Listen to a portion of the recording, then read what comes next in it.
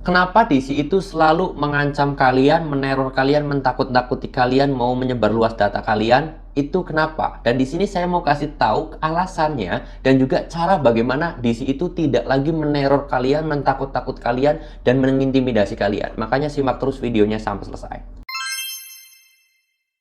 Assalamualaikum warahmatullahi wabarakatuh teman-teman semuanya. Pada kesempatan video kali ini saya ingin membahas tentang yang namanya kenapa kok DC itu sering banget mengancam, meneror, menakut-nakuti, mau menyebarluaskan data dan yang lain sebagainya.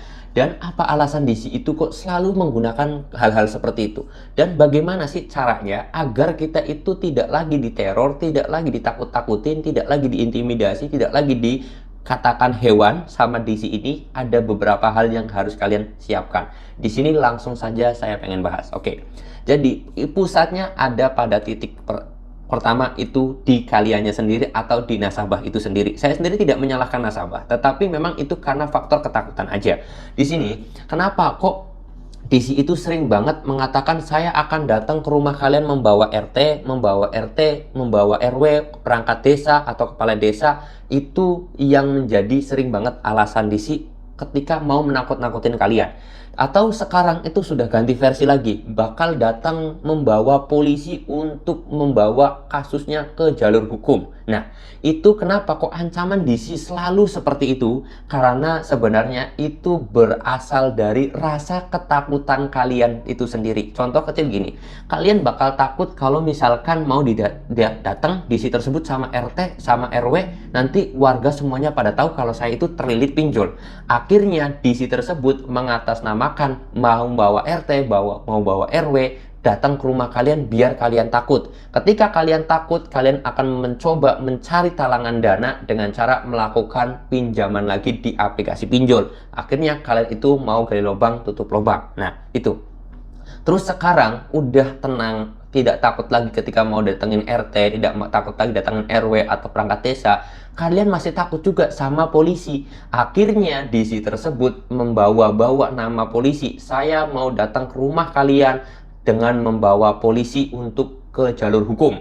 Akhirnya kalian rasa takut lagi. Ketika rasa takut, kalian pengen cari dana talangan lagi, minjem lagi di aplikasi pinjol. Akhirnya gali lubang, tutup lubang lagi. Itu adalah hal yang sebenarnya berawal dari rasa takut kalian. Kalau saja rasa takut kalian itu hilang, maka saya yakin DC sudah kehabisan cara untuk menakut-nakuti kalian atau meneror kalian atau mengintimidasi kalian.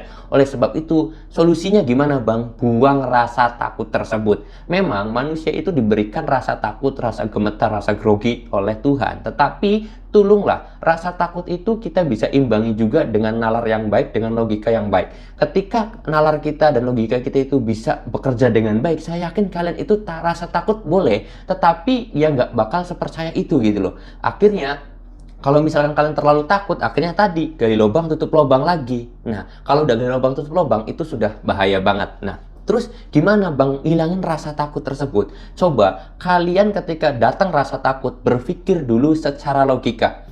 Mana mungkin DC mau datang sama RT sama RW? Toh RT RW itu akan melindungi warganya, kita.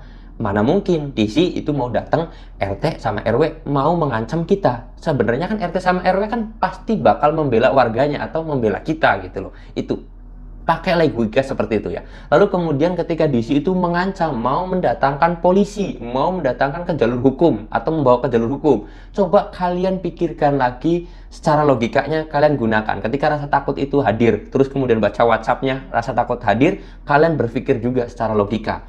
Masa iya polisi itu mau mengurusi bagian perdata? Polisi itu tugasnya di pidana. Perdataan itu bukan tugasnya polisi. Terus kemudian mana mungkin polisi juga ngurusin kasus pinjol, karena itu bukan urusannya gitu loh. Terus mana mungkin DC itu mau bayar polisi gitu loh.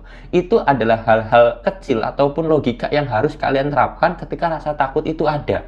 Ya, jadi biar kalian itu terimbangi rasa takutnya dengan logika yang benar juga. Lalu kemudian rasa takut kalian pun nggak begitu besar yang akhirnya kalian itu nggak terlalu tertekan banget yang namanya tekanan DC ataupun teror DC.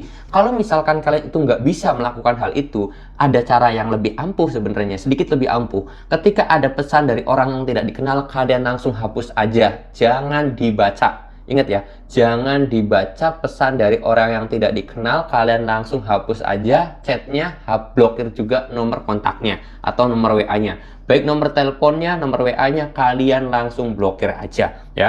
Nah, kenapa biar seperti itu? Biar kalian itu tidak membaca sesuatu yang tidak benar. Ketika kalian itu sudah membaca, maka kalian itu akan terpikirkan. Ketika sudah terpikirkan, kalian timbul rasa takut. Ketika sudah timbul rasa takut, kalian akhirnya sibuk mencari darah talangan. Akhirnya kalian masuk ke gali lubang, tutup lubang.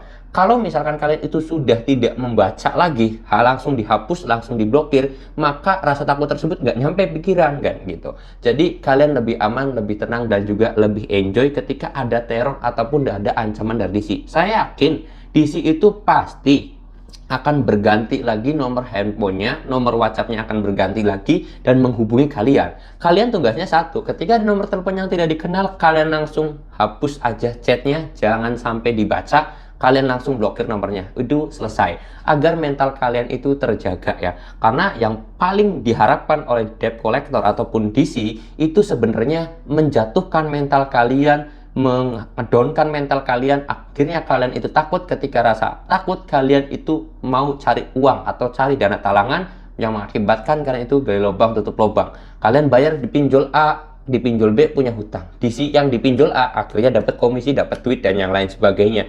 Terus lagi seperti itu. DC itu harapannya adalah membuat jatuh mental kalian. Makanya kalian kalau nggak ngelawan terhadap mental kalian sendiri, kalian yang akan jatuh. Kalian tinggal pilih aja, mau kalian yang jatuh terpelosok dalam pinjol atau kalian mau melawan DC itu. Oke, mudah-mudahan informasi ini bisa bermanfaat dan bisa menambah kekuatan mental kalian. Saya harap video ini bisa membantu juga. Kalau kalian merasa video ini bermanfaat, silahkan di-share. Kalau kalian suka boleh di-like, kalau nggak suka di-dislike aja, nggak apa-apa. Kalau ada pertanyaan, kalian boleh chat aja langsung di Instagram saya. Link Instagramnya sudah saya sediakan di deskripsi video ini. Saya tutup dulu videonya dengan kata Assalamualaikum warahmatullahi wabarakatuh.